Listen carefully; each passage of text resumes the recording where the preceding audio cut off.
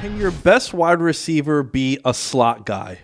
Only maybe if it's a Bill Belichick, Josh McDaniels operate system. We know obviously what they do now a little bit. I'm sorry to cut you off, but I want to explain what I mean by that. Is like, sure, you can line up Julio in the slot, right? But when you think of Julio Jones, Pure slot you're talking about. I'm talking about like Wes Welker, Victor Cruz, Jameson Crowder. And, we were Jarvis Landry. Yeah, we were talking about Victor Cruz because we were talking about Eli Manning first, Eli Manning and Phillip Rivers, and then we started talking about like Victor Cruz.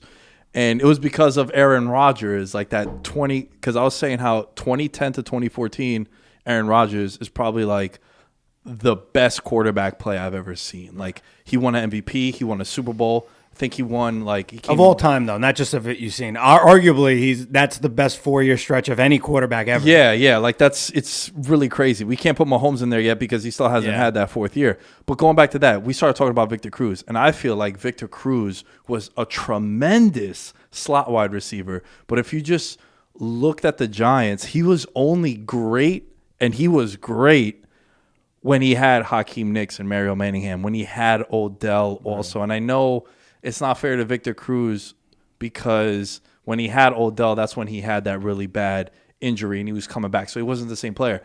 But my argument is, yeah, that might be the example about the Patriots, but I feel like your best wide receiver can't be a slot wide receiver. And I think a team like Cincinnati, I would say their best wide receiver is Tyler Boyd, who when I think of Tyler Boyd, is a slot receiver.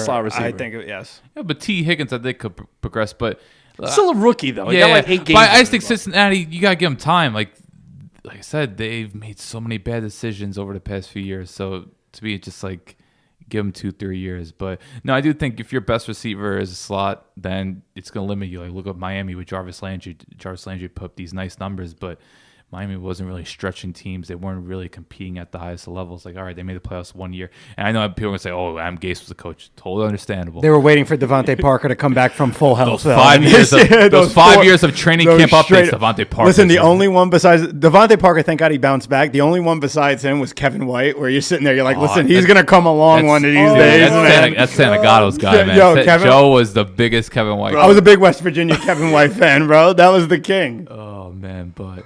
No, I like I said, if your best receiver, but it's also about the infrastructure. Like, who knows? Maybe you're like a really good running team. Like Cleveland right now, I know they lost Odell, but they're still kind of building because they have the best 1-2 punch in the league. They have a really good O-line, and I think they could probably still win 10 games even without Odell, just because they have that offensive line, and I think Stefanski knows that. But it's really, you got to look at coaching and just the offensive line. If those things are stabilized, I think you could get away with it, but it's like you're not going to win a Super Bowl if your best receiver is a slot receiver.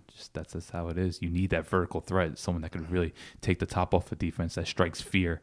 There aren't really many slot receivers that strike fear into a defense. You might have to game plan for them, but it's not like you're going to like really like overemphasize it. You're not going to like structure your coverages behind it. So the way you brought up the Patriots, we were talking about it earlier. We were saying how the Patriots built their team with the tight ends when it was Hernandez and Gronk and all that. They build their teams from the inside out, and they don't need the wideouts. They don't need the deep threats and all that. That works for them because that's how they build their team. Most teams don't do that. And not only do they not do that, but like they can't successfully do it. Right. You can't really copy Patriots. You can't. So you can't copy their blueprint. So like ironically, I'm not a huge fan of him, but like a guy like Robbie Anderson, if he stuck with the Jets, I feel like Jamison Crowder is that much more effective because of stuff like that, where you have basically Mims is your only reliable person on the outside. And it's like, I mean, it's a rookie. It's a guy who's played 2 games, 3 games. Right. Coming from that Baylor system where it's like they run 3 routes, because that was a knock on Corey Coleman. Yeah. Yeah. I remember when Corey Coleman was what's it called? Odell was drafted. That year, there was 3 other wide receivers, I think, in that draft. It was Cooks, Evans, Odell, Watkins. There you go. I'll never Adams forget. was in that class too. In the second round, yeah. But I will never forget when Watkins got drafted. I'll never forget, man. I was I was like, dude, this guy's going to be a dog. I was like, this guy's going to be an absolute animal. But then you're like, well, the Clemson guys are usually, Can't forget about Kelvin Benjamin. Oh, what do you mean? You can forget about. What do you mean you can't? I mean, you can't really listen. Kelvin Benjamin did the ultimate fat guy move. He's like, listen, I'm going to be a tight end in about 2 years because I'm going to gain a cool 50 and just move over to the side. And they were like, buddy, you can't even fit your shirt on your belly. And he was like, yeah, I'm out. All right. Yo, I think what you said about Robbie Anderson is so true, bro. Because I do think guys like Jamison Crowder would be way more of a just a savage out there and be way more productive if you had a guy like that. Because I also think just from a scheme standpoint, like you're a slot guy.